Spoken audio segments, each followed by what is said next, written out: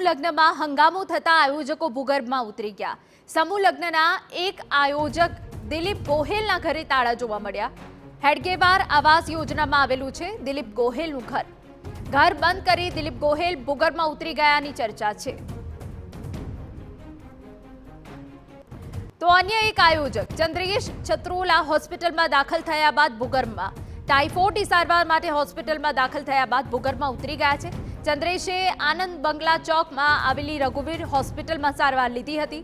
બપોરે 3:30 વાગે એડમિટ થયા બાદ રાત્રે 9 વાગે રજા લીધી હતી। આયોજક ચંદ્રેશ છત્રોલાના હોસ્પિટલમાં એડમિટ થતા સીસીટીવી સામે આવ્યા। રઘુવીર હોસ્પિટલ દ્વારા પોલીસને પણ જાણ કરાઈ છે।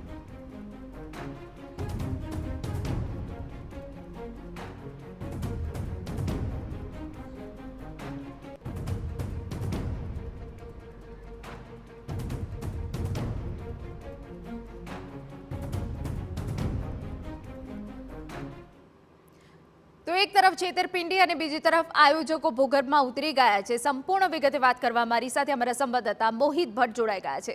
मोहित, एक तरफ छेतरपिंडी थई छे, बीजी तरफ वरपक्ष और कन्या पक्ष के जेओ हजू पण निराश है, बीजी तरफ आयोजकों के जेमनो कोई अतो पतो नथी भूगर्भમાં उतरी गया है। शुं विगत आपनी पासे? स्पष्टपणे टीवी9 पर सौथी मोटा समाचार सामे आव्या छे के जे आखा समूह लग्ननो आयोजक चंद्रेश छे ते चंद्रेश गई काले राजकोटना आनंद मंगला चौकमां आवेल रघुवीर होस्पिટલમાં सारवार माटे આવ્યો હતો। તેનો જે ફોટો વાયરલ થયો હતો તેનું ટીવી9 દ્વારા ખરાઈ કરવામાં આવી અને જે સીસીટીવી ફૂટેજ સામે આવી છે તે ખૂબ જ ચોંકાવનારા છે, કારણ કે તેમની તબિયત છે તે ગઈકાલે ખરાબ થઈ હતી। આપને હું એ હોસ્પિટલના દ્રશ્યો બતાવવા માંગીશ। રઘુવીર હોસ્પિટલ કે જ્યાં બપોરે 3:30 વાગ્યે ચંદ્રેશ છે છત્રોલા તે સારવાર માટે આવ્યો હતો। તેમને ટાઇફોઇડ એટલે નબળાઈની જે તેમને કમ્પ્લેન હતી અને તેના આધારે જે હોસ્પિટલ છે તેમના દ્વારા તેમને સારવાર આપવામાં આવી હતી। જો કે ગઈકાલે રાત્રિના 9:30 વાગ્યે તેની તબિયત છે તે યોગ્ય થઈ ગઈ હતી અને એટલા માટે તેને અહીંથી રજા છે તે આપી દેવામાં આવી હતી। ત્યારબાદ તે ફરાર થઈ ગયો છે। સમગ્ર મામલે પોલીસ છે તેમના દ્વારા પણ તપાસ છે તે શરૂ કરવામાં આવી છે।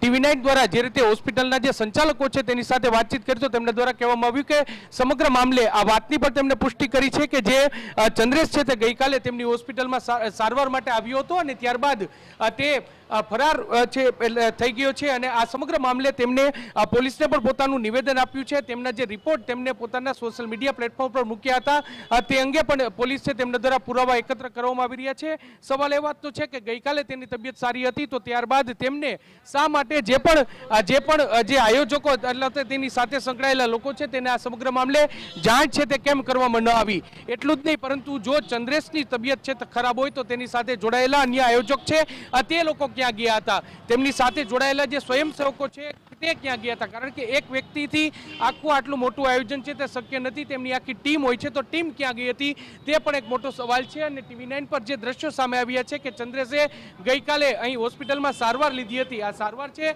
તે પોતાનું નર્યું નાટક હતું કે કેમ તે એક મોટો સવાલ છે। જો તેની સારવાર પૂરી થઈ ગઈ છે અને તેને હોસ્પિટલમાંથી ડિસ્ચાર્જ આપી દેવામાં આવ્યો છે તો તે અત્યારે ક્યાં છે, કેમ તે ટીવી9ની સામે નથી આવતો, કેમ તે લોકોની સામે નથી આવતો અને શા માટે તે પોતાની વાત છે તે રજૂ નથી કરતો તે એક મોટો સવાલ છે ને તેને લઈને તપાસ થવી ખૂબ જ જરૂર છે।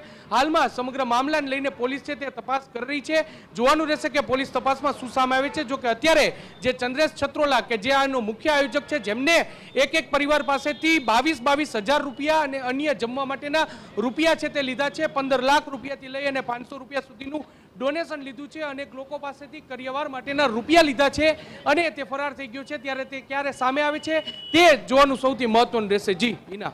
बिल्कुल मोहित, तमाम विगतों बदल आभार। तो एक तरफ एक मुख्य आयोजक चंद्रेश के जे होस्पिटल में सारवार हेठळ हतो अने ते बाद भूगर्भમાં ઉતરી ગયો છે। बीजो आयोजक दिलीप गोहेल के जेना घरे ताळा जोवा मળી રહ્યા છે।